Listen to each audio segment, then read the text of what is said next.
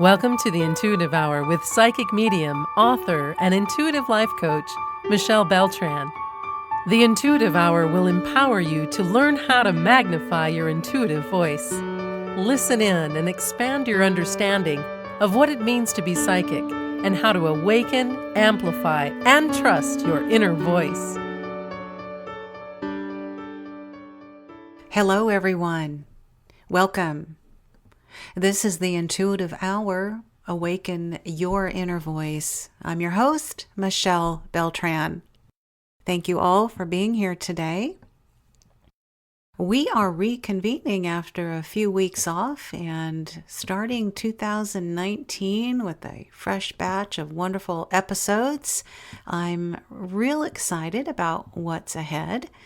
And to begin, we are launching a question and answer episode that we'll offer from time to time, perhaps as much as monthly, depending on the feedback from you all. I've been receiving a number of questions from those of you reading my book, Take the Leap, or beginning in the middle or at the veteran level of your intuitive development. I've been receiving questions about your momentum and growth and psychic development and mediumship and all things metaphysical. And so I'm taking some time now to put all of your questions onto episodes. Be sure that you're following my newsletter and that you're also following our social media on Facebook and Instagram. This is where I am receiving questions that everyone has to potentially put on an episode. I would love to hear from you and receive your question.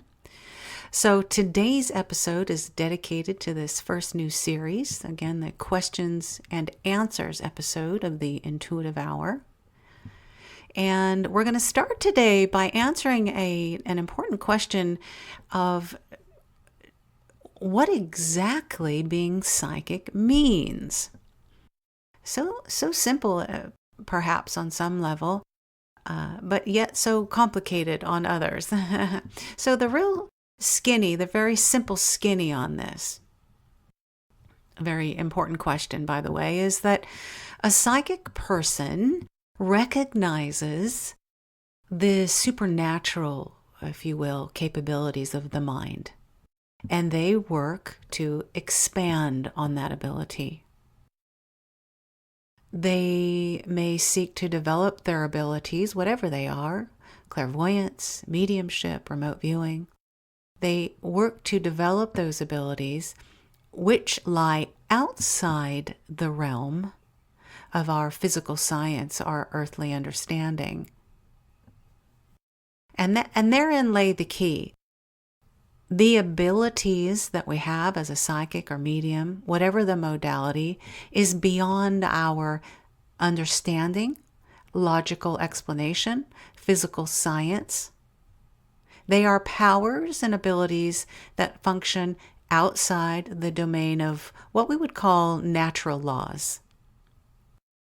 Psychic ability involves skills to interpret, discern, report on various events or information or data received to you through your senses, and that cannot be acquired within the sphere, again, of that physical science.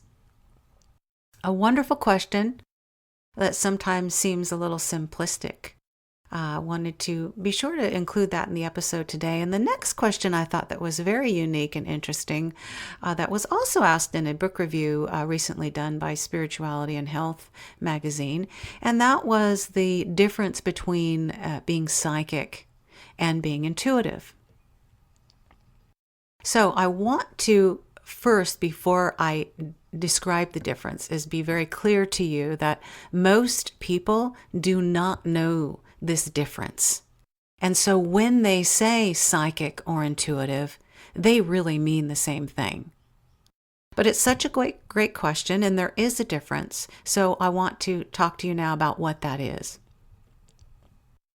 Okay, so if you have had, and most of us have, if you had a gut feeling that turned out to be true, or a sudden impulse or sense to do or not do something, and later discovered you maybe should have listened, you were using that intuitive insight. And by the way, we are all endowed with this. Everyone has it. It's a gut sense. To expand on that, and to be a little bit more specific, let's say you had a sense or a knowing that a particular person is going to was going to call or knock at the front door. That's you accessing intuition, that sense of, I have this feeling about that. Similarly, perhaps on a whim, you decide to take a different route to work one day. And in so doing, later you learn you avoided an accident or some kind of delay on the roadway. Your intuition was in full force in that decision. Perhaps you know what your spouse, your child, or your friend is going to say before they speak one word. Here, you're also tapping into intuition. You can think of intuition again as a gut sense, a hunch, or a knowing that you have about something, someone, some event. And once again, everyone is intuitive, and this ability is always available to you. Okay, in turn, psychic ability is actually very similar to intuition. It's really not different at all. And it may help you to think of being psychic as merely adding another layer onto intuition. By this, I mean that by being psychic, you are deciding to deepen, hone, further develop your intuition. Okay, and how do you do this? How do you hone it? How do you develop it? Well, you first pay attention to those nudges and hunches, right? That intuition, you notice that. And next, you make that conscious effort to develop the skill.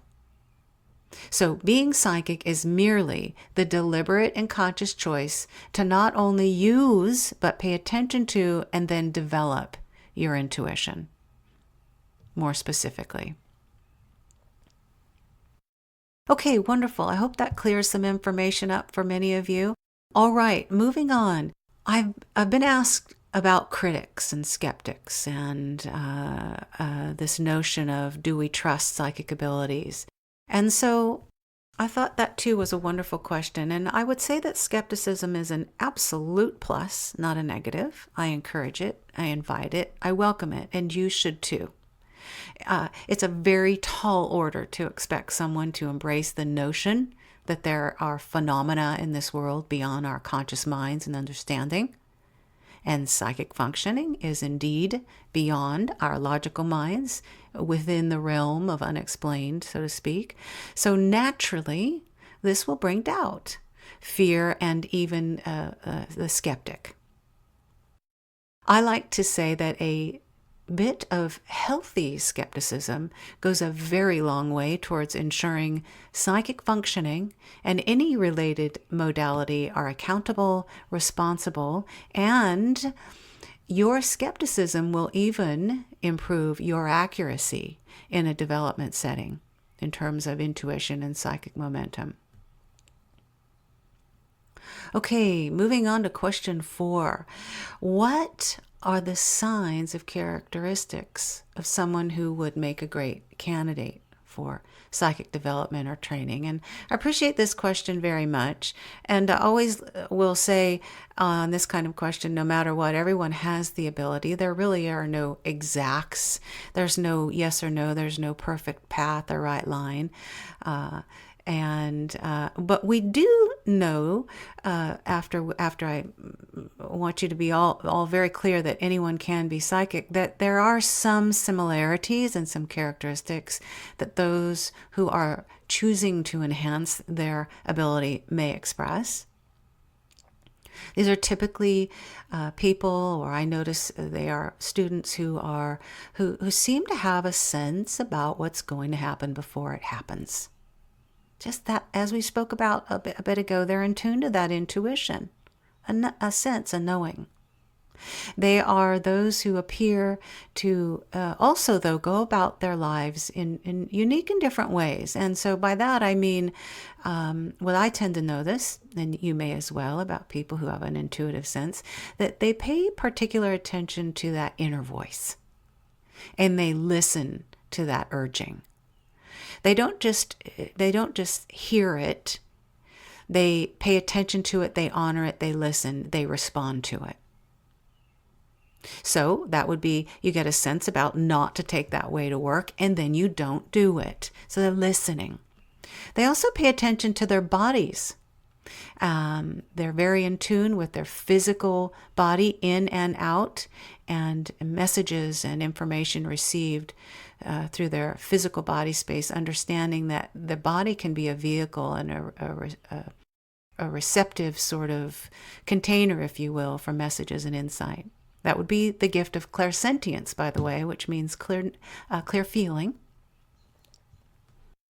They also tend to make time for solitude, to take advantage of opportunities to contemplate the mysteries of existence, researching and learning about the otherworldly and what's beyond us, having a sense that there is something beyond us. Also, those learning to enhance their psychic and intuitive abilities often are very creative and cherish that creativity. Notice two things. They are creative, but they also use it and cherish it and have a sense of its depth of meaning. And they put time into feeding that creativity through whatever it is for them: music, dance, arts, writing. All of this is very, that creative space is also a channel, if you will, to receive intuitive information and insight. Also, those learning to expand their ability will observe most things around them very clearly, very engaged with it, and there's an attempt to make sense of what's around them and what they see. They are drawn to finding the truth in others and in the world around us. And finally, they pay attention to their dreams. There's a knowing that truth and discerning and learning, spiritual evolution and evolvement, guidance can be found in the dream space, in spirit world, as well as our physical world. Excellent, excellent question. I appreciated that. And our last question today, what is the first essential step to take in honing your clair abilities, or in my book, Take the Leap, I refer to them as sense abilities. This would be our clairvoyance, which is clear seeing, or our claircognizance, which is clear knowing, these sensibilities that we have. So my response to this would be that connecting with that higher self, or your senses, or your sixth sense, and even the spirit world, requires the use of the senses of taste and touch and smell, hearing and sight. That's how we access information. These senses are the doorway through which you will connect with your intuitive psychic self. So through this, you will then take your physical senses to a higher spiritual level. I would call this a heightened kind of sensing. Our psychic sensibilities can come in many forms, and the development, remember, that of any psychic ability, I will remind you, takes time and energy. So this isn't all a snap. But the doorway to it is through these abilities and saying hello to them, recognizing them, beginning to make a conscious choice and set an intention to open up to them. The first thing that I would suggest is some formal training. I've got a number of meditations, by the way, guided meditations for any one of these sensibilities. That will be a fantastic step one if you're interested. They're here on the Intuitive Hour. But in addition to that, I would simply say to start this journey by taking time to increase your awareness about everything around you. I like to teach my students developing this ability and wanting to tune into, take that first step.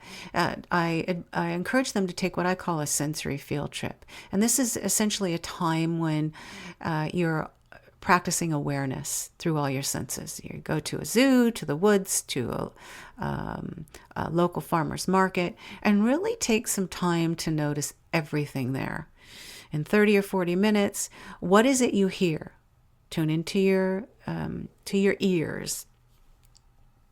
What is it you smell?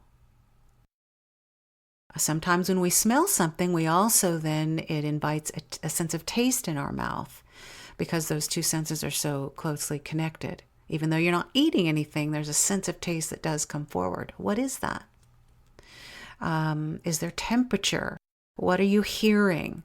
Really give notice about everything that's around you through all of your senses that we typically rarely take notice of, actually. We just go about our day and not even noticing these things. On a smaller level, you can do this by simply washing the dishes or doing laundry. Really be in that 5 minutes of doing that event. Washing dishes, what does the water feel like? What's the temperature? What are you washing? Is it smooth? What's the texture of it? As you're washing, what are you hearing? What does the water sound like as it's coming out of the faucet? Really be in an intention focus space with all of your senses for that event. Look everywhere. Feel everything. Textures. Notice colors, sensations, temperatures, smells. Handle things. Notice the weight and temperature of what you're holding. All of these things, ask your tune into and connect with your higher self with. Okay, are you feeling anything inside or outside of your body? This sensory field trip is that very simple but profound first step that's telling all of your senses to wake up. You're saying hello to it. And the moment that you set that intention and create that focus, your subconscious must listen to you. These abilities must then begin to open. Okay, so this sensory field trip is going to help you access your sensibilities. Such a wonderful question. It is step 1. And you'll get a good sense of what your innate talents are in doing this. You might notice you're more clairvoyant, which means clear vision. You have that ability more broadly open that you tend to use than you do perhaps clairalience, which is that gift of smelling.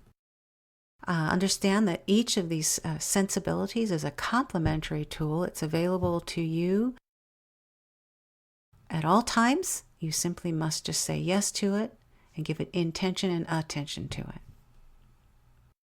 All right, everyone, some wonderful questions today. I hope you've enjoyed this question and answer segment. We will continue in similar episodes like this. And again, as always, any questions or comments, please email mbeltran@michellebeltran.com. It's a pleasure to have you here with me again today, and I'm looking forward to some wonderful Intuitive Hour episodes for the 2019 year. Have a great rest of your week, everyone. Thanks for listening to the Intuitive Hour with Michelle Beltran. If you like what you heard, please share our podcast with a friend, and be sure to visit michellebeltran.com to get Michelle's popular Develop Your Clairvoyance ebook.